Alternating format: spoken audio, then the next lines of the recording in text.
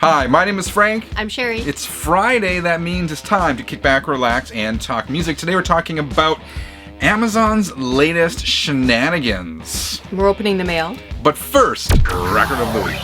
This week's Record of the Week is Metallica's 1996 release, Load. And I gotta tell you, I do not have a physical copy of this album to show you.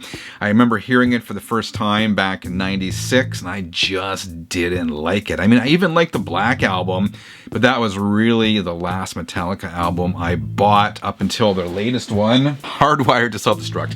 I forgot what it was there for a second, but there's a reason I want to talk about Load this week, and that's because I want to talk about the album cover. And I learned something this week that some of you probably knew already, but man, I can never look at the album cover to Load in the same way again. This is gross. So the cover of Load, as you see here, features a photo called Semen and Blood 3, which consisted of cow blood and artist Andreas Serrano's own semen between two plates of plexiglass. Did you know this? I had no idea. It was in the news again this week because Andreas did a new interview with Metal Hammer, and he was asked what the reaction was from Metallica's fan base and the band to the Load and Reload covers. He did both of those album covers, and he said, "I think the images were a hit. I read a review once where the Load album was named #1 on a list of best album covers." And he went on to say, "We know Lars and Kirk were happy with it, but James was not. I think James is still fuming." So, I mean, he mentioned Reload, so I'll talk about that for a second. It has a similar photo to Load, but this one was called Piss and Blood. So I think you can get an idea of what that image was. But I don't know, still not as bad as Load. Semen and Blood. I almost wish I never knew that, because I cannot and I will not look at that album cover ever again in the same way.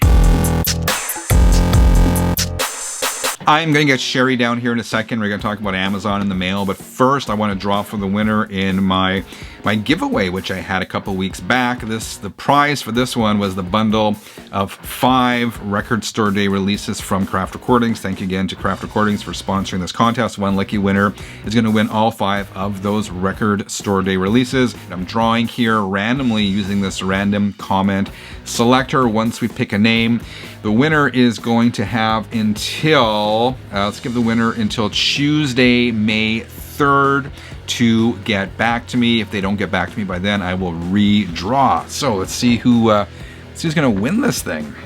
And the winner is Michael Stackler, and he wrote, he subscribed, he confirms, he says, "I think you got me leaning most towards the Jazz Dispensary album." That is indeed an excellent album. Congratulations very much. Again, get back to me, drop me an email at channel33rpm@gmail.com. I will confirm your identity, make sure I have all your details, and we get those records out to you. Thank you to everyone who entered this contest. And again, thank you to Craft for sponsoring the giveaway.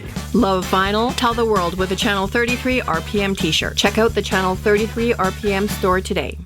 All right, Sherry, welcome back to Channel 33 RPM. Thanks for having me back. Hi. Happy Friday to you. So we're opening the mail, but before we get to that, I got to tell you about this latest Amazon shenanigan. Amazon. So a viewer pointed this out by the name of Ty. He got in touch with me.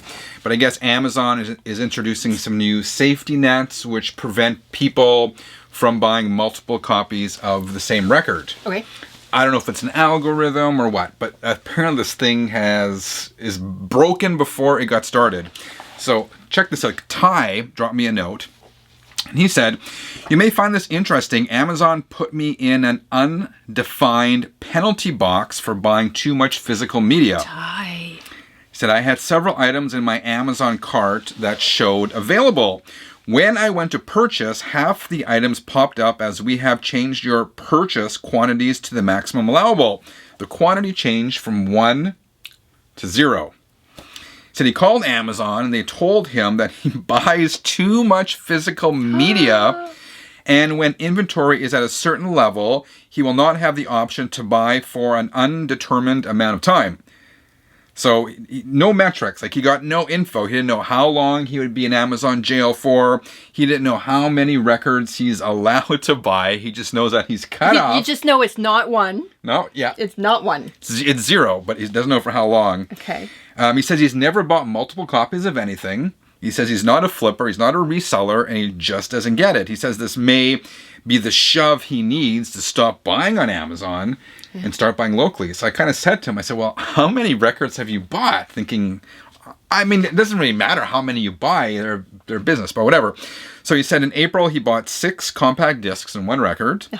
In March he bought 10 compact discs and 6 records. In February he bought 5 compact discs, so nothing crazy. But in January he bought 28 compact discs and 12 LPs. Still, I mean, nothing insane here. Well, and I mean, you're probably coming off January, you're coming off Christmas, you've got all your Christmas money, you're stocking up on everything you want. Like, it's not excessive. So I've never heard of this before. I mean, you talk about Amazon a lot, and there's a lot of things wrong with Amazon, but this seems kind of crazy where they're no longer permitting Ty to buy records because apparently he's bought too many records, but he's never bought multiples. Interesting. Yeah. I would think that Amazon probably has their heart in the right place for wanting to make sure that somebody doesn't jump on a new release, buy 1,000 copies because it goes on a ridiculous sale, and then everybody else can't buy them. However, that's not your situation, Ty. So I think that their heart's probably in the right place where they're trying to limit certain things. However, their algorithms and how they've gone about it are picking up the wrong things. Well, the issue is there's, I think, shortages of records or limited quantities. People buy them up. Yeah, but you can buy one record. Like, you should at least be allowed to buy one title. Like, it would be hard for somebody to create 100 accounts and order 100 different titles. Like, that's just a lot of work. But you should at least be able to buy the one. It's not, in general, you buy too much media, therefore you don't get this new release. Like, come Christmas time, when everybody is buying for a record lover in their lives, that's really going to hit them hard, because what if you're trying to buy all of these Christmas records for people and nope, sorry. Yeah. Better luck next time. You said one thing that I disagree with, though. You said Amazon has heart. Their heart's in the right place. No, they have no heart. I do think that they mean well in some situations, like when they implement certain procedures. I can see the bigger picture that they're probably trying to look at, but I don't think that they often take into account that there's a lot of little pictures that make it up. And I think that that's where they fail, is not listening to feedback. Like when you call them and when you say, this is an issue, this is a problem, they should have a better way of escalating that up and saying, we're starting to get a lot of X complaints and we should look at this. Yeah. Anyway, Ty, sorry to hear. Yeah, sorry. Yeah, that sucks. Let's get to the mail. All right, so a few weeks ago, Abe and River from San Diego, California sent some stuff over here. Hello, River. Hello, Abe.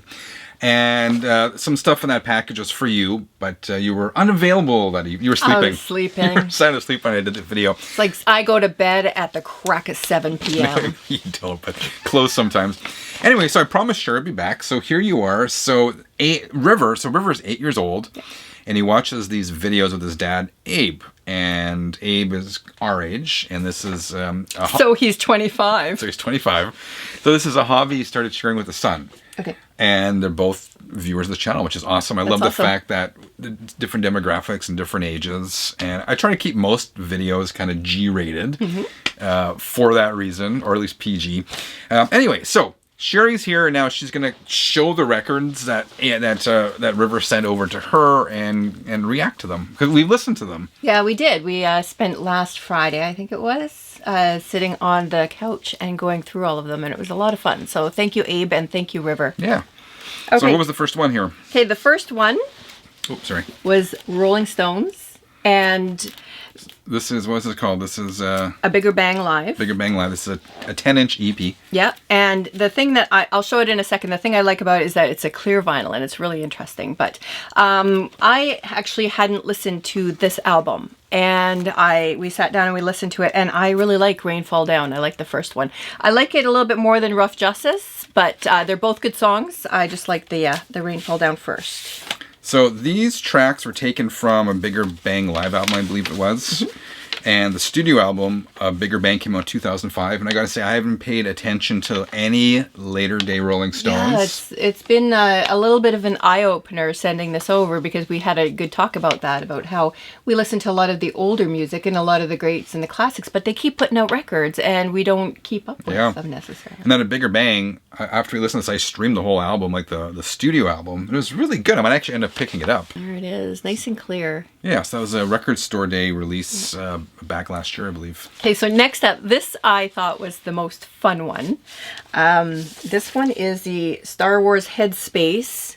It's picture disc. Picture disc, yeah. Yeah, so this side has that there, and this side is there. And I loved it. And I like the music. It was, it's not, I think it's more like, what's it called? EDM or EDM. Electronic dance Yeah, music. so I don't normally listen to that. It's not normally my thing, but I think it's a lot of fun, and it's very lively. So I don't listen to it generally because I'm more a little bit chill, but I did like this disc. And we were talking, and I think I want to have this framed. I think I want to put it up because I'm a huge fan of Star Wars.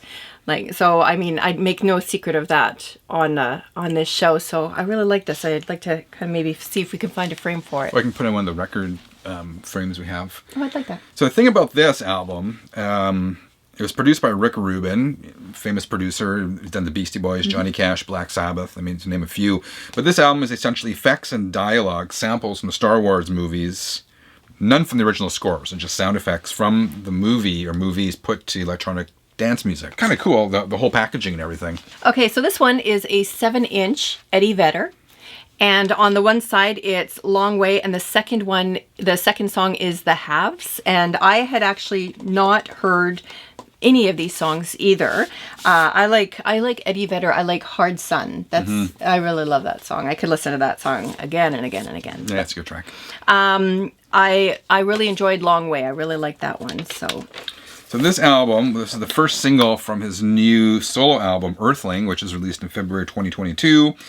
And he collaborated, this was his first collaboration with producer Andrew Watt. And Andrew Watt, as many of us have come to know him now, produced Ozzy Osbourne's last album and is producing Ozzy Osbourne's new album. And drums on here, you had Chad Smith from the Red Hot Chili Peppers, and on guitar, you had former Chili Peppers guitarist Josh Klinghoffer. And you know what? You left a note on here, a very Tom Petty. Yeah, I totally agree. It is very Tom Petty. I like Tom Petty. And it did have a lot of similarities. So thank you. Okay, I also want to show, because I love drawings, thank you, River, for a drawing of the movie room. No, actually, so I learned what this is. It's a picture of Abe and River's setup at their home, and that's River kind of giving us the thumbs up, saying, hey, Sherry Frank. You know what? I love the thumbs up. My dad, when he was still alive, he always gave us a thumbs up to let us know that everything was good and everything was okay. So I love it. Thank you so much. Thank you, River and Abe. Not at all necessary saying this stuff over, but we absolutely dig it. Thank you for watching the channel, and both of you guys rock. And River, man, you got the coolest dad. He's putting you on the right track. Cheers, guys.